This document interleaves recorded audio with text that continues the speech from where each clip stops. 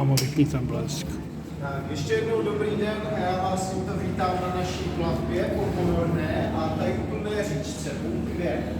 Ponorná se jí říká, protože neponoříme a tak Tam čeká další. Po celou plavbu dávejte pozor na ruce a na hlavě, ruce prosím nedávejte přes okraje lodi na skály ani do vody. Budeme totiž občas narážet do stěna, mohli byste velmi lehce přijít k úrazu. Na lodi také prosím nepoužívejte žádná světla, včetně blesku a svítla. Vplouváme na první pozemní jezero, které říkáme černé nebo taky čertovo. Černé se říká podle biochromy skál. A čertovo podle vstupu do byla přímo před vámi, tam ale zrovna dneska nejedeme. Nad námi se tyčí komín 50 metrů vysoký. Ten ale nedosahuje až na zemský povrch, protože nad námi je v tuto chvíli asi 130 metrů skal. Hloubka bude pod námi 60 a v jednom místě dokonce i neuvěřitelných 90 centimetrů.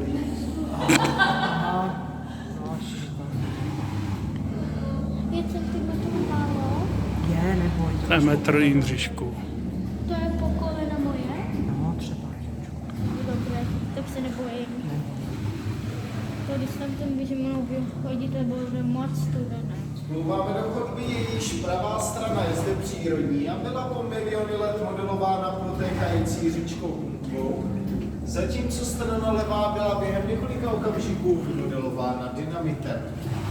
Odstřelené kamení se zde ale nevyváželo a nechalo se volně padat ke dnu.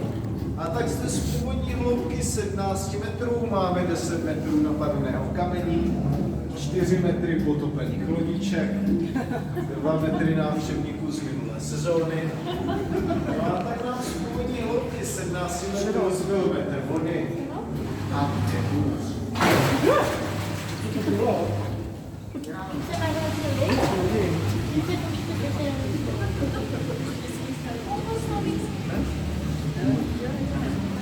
To je ten nejstarší zajímavější. Napravo je to takové malé nenápadné jezírko. Ve skutečnosti je to ale obrovská povodní propast 40 metrů hluboká. Je to nejhlubší místo celé naší vodní plavby. A zároveň v těchto místech vybírá říčka Kunva se vyreskyně, takže my teď budeme po proudu a naše lodička je tak něco rychlejší.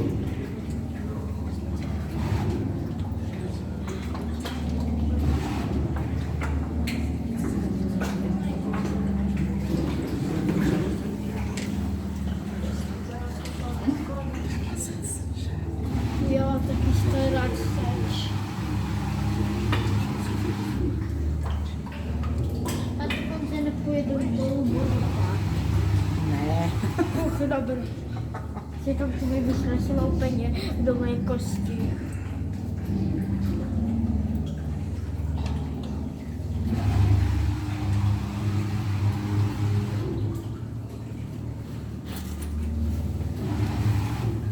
Napravo teď pozor, na hlavě tady je první obtížnější zatáčka, hloubka vody pod námi 5 metrů. A když se teď při zatáčení podíváte dozadu napravo do vody, tak tady pod vodou vidíme skalní most. Ten skalní most je kus skály, který zde zůstal po středu, kdy totiž celou dobu máme u stropu zatopené skyně. A hloubka vody pod námi je přibližně ještě 5 metrů.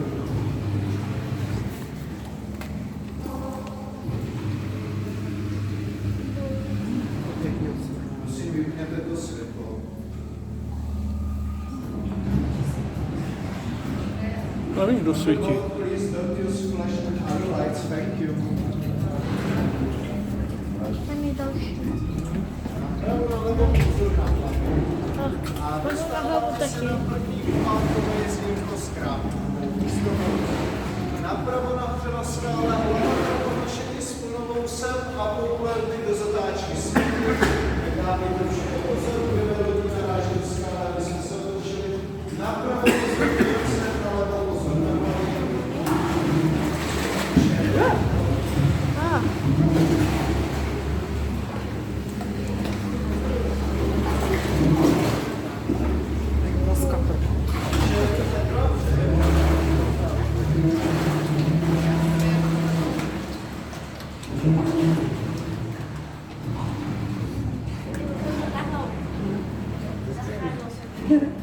Dostáváme se na druhé pohádkové jezírko. Napravo na skále osvětlený krápníkový oblak, který nám připomíná leopardí kůži.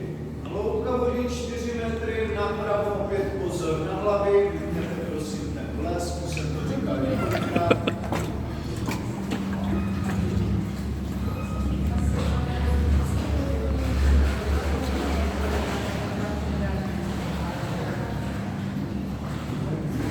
Na ruce proši bez fleša i bez lampy, děkuji. Drip? Drip to znamená otočka těžká. To je třetí pohádkové jezírko, kterému se přezdívá divadelní. Skály, které zasahají těsně pod hladinu, nám připomínají divadelní opony. Hloubka vody pod námi 8 metrů. Je tam to moc? Ty fotíš Blaska? Ne. Tady ti před... Nerozumím. Myslím, že to celé by lepší viděli to tady. Je to lepší viděli.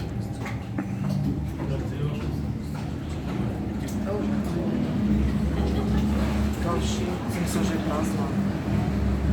Však je? Před námi se rozprostírá 4 největší a také nejkrásnější. Ty tam máš blesk, mámo. Já?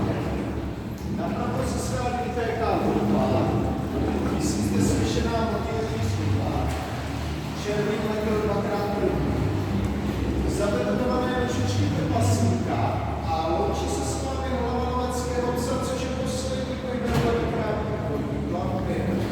Hloubka vody na tomto jezírku je 10 metrů, délka jezírka 40 metrů. Toto se chtěl být malejší. Že to nebudem to chtěl být tam. Ale dívej se dopředu na mě.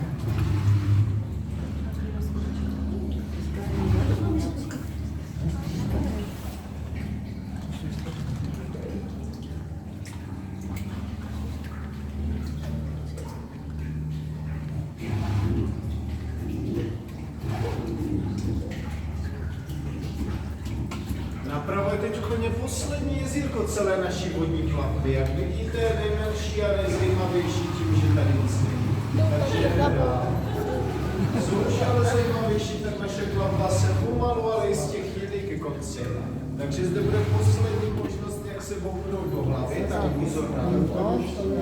Tak